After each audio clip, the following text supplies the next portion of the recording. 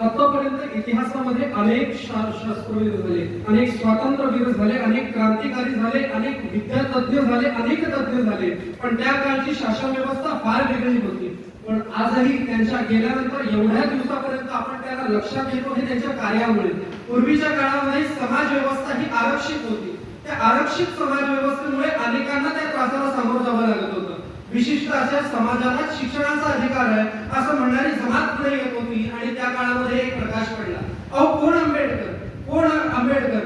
रक्ताने पेटलेल्या लोकांना खरा न्याय देणारे आंबेडकर. खऱ्या अर्थाने जेव्हा जंगलामध्ये बनवा लागतो त्या वणव्यासारख्या आगीला भिजवणारे म्हणजे आंबेडकर. स्वतःच्या देशाला, स्वतःच्या राष्ट्राला वरच्या उंचीपर्यंत नेणारे म्हणजे आंबेडकर आणि त्याही पेक्षा लोकांचा त्रास करून त्याच लोकांना चांगले दिवस देणारे म्हणजे आंबेडकर. नमस्कार, मी स्पर्धक सांकेतिक बोर्ड क्रमांक 204 आपल्या सर्वांसमोर विषय म्हणतो डॉक्टर बाबासाहेब आंबेडकर यांचं शैक्षणिक कार्य. अहो जर त्या काळची शैक्षणिक स्थिती बघितली तर डॉक्टर बाबासाहेब आंबेडकर यांच्या आधी काही शिक्षण व्यवस्था नव्हती का? ते सांगणारे ज्योतिबा फुले आपल्या समोरच आहेत की विद्येविना मती गेली, मतीविना नीती गेली, नीतीविना गती गेली, गतीविना वित्त गेले, एवढे वित्त गेले, वित्ताविना शूद्र कसले, एवढे अनर्थ एका अभिज्ञाने केले असं म्हणणारे ज्योतिबा फुले. त्याही पेक्षा महत्त्वाचं म्हणजे स्वतःच्या पत्नीच्या गळ्यातलं मंगळसूत्र विकून लोकांकरता शिक्षण संस्था तयार करणारे कर्मवीर भाऊराव पाटील याच्या आधी शिक्षण व्यवस्थेमध्ये झाले. पण त्यांनी फक्त प्राथमिक शिक्षणाचा विचार केला. ज्या प्राथमिक शिक्षणामध्ये फक्त 10वी पर्यंत नव्हे एखाद्या मुलाला किंवा एखाद्या बाळाला सुसंस्कारित होण्याकरता जी शिक्षण व्यवस्था लागते ती शिक्षण व्यवस्था खऱ्या अर्थाने मोठी करायची होती. पण डॉक्टर बाबासाहेब आंबेडकर यांच्या मनामध्ये विचार कशा पद्धतीचे होते की शिक्षण अशा पद्धतीचं असावं जे माणसाला संस्कारित करावं. ज्या शिक्षणाची व्यवस्था त्या काळामध्ये होती आरक्षित होती, पण त्या आरक्षणाला दूर करून सर्वांकरता त्या विद्येचा मार्ग मोकळा करणारा खऱ्या अर्थाने सर्वात पहिला प्रयत्न डॉक्टर बाबासाहेबांनी केला. ज्यावेळेला लंडनच्या लंडन कडून जेव्हा ते पदवी घेऊन भारतामध्ये येतात तेव्हा त्यांच्याकडनं त्यांना बऱ्याचशा संधी उपलब्ध होतात की तुम्ही आमच्याकडेच राहून आमच्याच देशाला मोठं करा, त्याबद्दल आम्ही तुम्हाला भलतं मोठं पद देऊ शकतो. पण अशा काळामध्ये सावरकरांची ही कविता आठवते की तेव्हा ते जे म्हणते गुणसुमने मी वेची आली या भावे, मी शिक्षण याच्याकरताच घेतलेलं आहे की तिने सुगंधा घ्यावे, जरी उद्धरणी वेल तिच्या होसाचा हा व्यर्थ भारतेचा. जर मी माझ्या भारताला, मी जर माझ्या महाराष्ट्राला, माझ्या मायाबोलीला, माझ्या लोकांना, अंधारात पिचलेल्या लोकांना जर बाहेर काढू शकलो नाही तर त्या अभ्यासाचा आणि त्या विद्येचा काही अर्थ. आणि म्हणून तिकडनं येऊन लोकांच्या खऱ्या अर्थाने जागृती करण्याकरता त्याही पेक्षा महत्त्वाचं म्हणजे विद्यार्थी नवनवीन पद्धतीने घडवण्याचं खऱ्या अर्थाने काम डॉक्टर बाबासाहेब आंबेडकर यांनी केलं. जेव्हा आपण बघायला गेलो 8 जुलै 1945 साली त्यांनी पीपल्स एज्युकेशन सोसायटीची स्थापना केली आणि त्याच्यानंतर अनेक अशी विद्यालये तयार केली. पण त्यांच्यासोबत अनेक पद्धतीची मोठी आव्हानं होती, कारण की त्यांनी लहानपणी भोगलं होतं की शाळेच्या बाहेर गोंपाट घेऊन बसायचं, काही वेळेला गोंपाटही नसायचं तसंही बसायचं.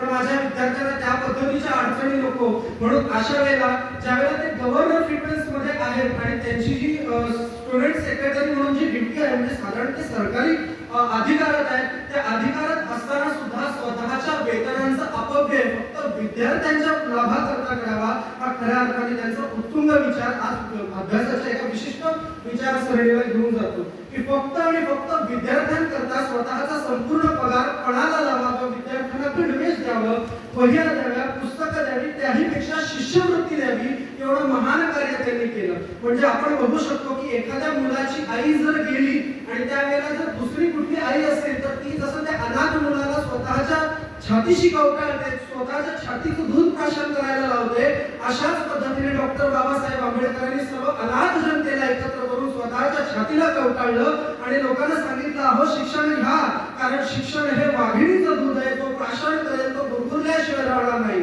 आणि त्याही पेक्षा या शिका, संघटित व्हा. खऱ्या अर्थाने संघटन ही फार मोठी शक्ती आहे, कारण की त्यांनी बघितलेलं आहे की समाज माध्यम आरक्षित असताना, अभ्यास आरक्षित असताना, विद्या आरक्षित असताना ज्या वेळेला त्यांना त्या गोष्टींचा सामना करावा लागला पण ते एकटे होते म्हणून त्यांना तो त्रास झाला. पण जेव्हा तुम्ही संघटित व्हाल आणि संघर्ष कराल तेव्हा खऱ्या अर्थाने तुम्हाला तो नवीन दिवस बघायला मिळेल. मी ज्ञानोबरायांच्या शब्दात एवढंच सांगेन की मी अभिवेकाची गाजळे फेडून ज्ञानदीप उजळी ते योगिया पाहे दिवाळी निरंतर, की ज्ञानाचा एक अधिकारमय तिमिरांधार दूर करून एक नवीन सूर्य प्रकट करणारे डॉक्टर बाबासाहेब आंबेडकर. आज आम्ही त्यांना फक्त संविधान या नात्याने जिवंत समजतो, निळ्या रंगाचा, हा लाल रंगाचा, हा पिवळ्या रंगाचा, हा काळ्या रंगाचा, असं सगळं विभाजन करून दिलंय. पण नागचंद्र दत्तू म्हणतायत की अहो यांच्यापेक्षा एलजीबीटीक्यू कम्युनिटी खूप चांगली, ज्यांनी सप्तरंगाला समर्पित केलंय. डॉक्टर बाबासाहेब आंबेडकरांचे हेच विचार आहेत की सर्वांना समान दृष्टीने न्याय मिळावं आणि त्याच्याकरता शिक्षण प्रवाहाचा त्यांनी खऱ्या अर्थाने वापर केला. अहो एवढंच काय, विद्यार्थ्यांना ज्या वेळेला जेवायला नसायचं तेव्हा खऱ्या अर्थाने सर्वात आधी महत्वपूर्ण कार्य त्यांनी काय केलं असेल तर शिक्षण सक्तीचं करत असताना त्या शिक्षणामध्ये विद्यार्थी यावेत याच्याकरता पोषण व्यवहाराची सुद्धा त्यांनी अवस्था करून दाखवली आणि त्याने अनेकानेक विद्यार्थी या शिक्षण प्रवाहात आले. एकदा का नळा लागला की माणूस कधी शाळा सोडत नाही आणि त्याच्यामुळे त्या विद्येच्या प्रवाहात आलेली लोक कधी डॉक्टर बाबासाहेबांना विसरू शकले नाही. एवढंच काय, औरंगाबादच्या ठिकाणी जेव्हा त्यांनी मिलिंद कॉलेज नावाचं महाविद्यालय नावाचं स्थापन केलं, आपण आधीही ऐकलं ज्या पद्धतीने त्यांनी मुंबई येथे आनंद भवन आणि बौद्ध भवन नावाच्या 2 इमारती तयार केल्या, तेव्हा सुद्धा लोकांना त्यांना सांगण्याचा एकच उद्देश होता की शिक्षण हे नक्कीच तुम्हाला घ्यायला हवं आणि त्याच्याकरता संघटित होऊन घ्यायला हवं. हे प्रमुख त्यांचं कारण होतं. म्हणून त्यांचं कार्य करताना जेव्हा ते अनेक गोष्टींचा विस्तार आपण बघतो तेव्हा त्यांनी स्त्रियांकरता केलेलं कार्य सुद्धा आपल्याला वर्णायला हवं. शिक्षण हे फक्त काही विशिष्ट जाती करता किंवा विशिष्ट समाजाकरता त्यांनी नाही दिलं, तर सगळ्यांना समान न्याय हे विश्वची माझे घर, ऐसी मती ज्याची स्थिर, किंबहुना चराचर आपण पै झाला. पण याच्याकरता अहो आमच्या मनुस्मृतीमध्ये तर लिहिलेलं आहे ना की विशिष्ट अशा जातीलाच ज्ञान घेण्याचा अधिकार आहे, त्यांनाच फक्त अधिकार दिलाय, बाकीच्या कोणाला काही अधिकार नाही. कसली ती असेल मनुस्मृती, त्याचं यज्ञवत दहन करायचं आणि लोकांना आता सांगायचं की आता ती दहन झाली आहे, आपण मानवतेचा गुण अंगीकारू आणि त्या धर्मानुसार कार्य करू असं सांगणारे डॉक्टर बाबासाहेब खऱ्या अर्थाने शिक्षणाला एक वेगळ्या पैलूवरती घेऊन जातात.